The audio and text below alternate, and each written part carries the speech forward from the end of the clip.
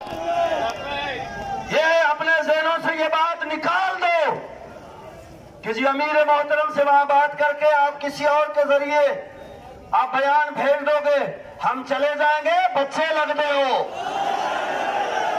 हाँ, ये नोट कर लो।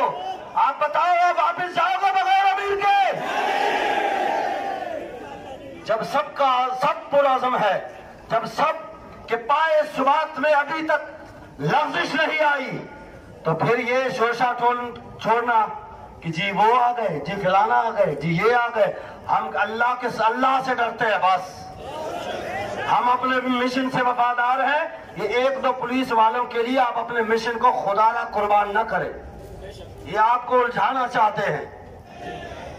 आपकी मंजिल बहुत आगे है, रास्ते में तो जाहिर है ये सफर है कुएं जाना या कदम कदम बढ़ाए, जिन्हें जिंदगी हो प्यारी वो यहीं से लौट जाए।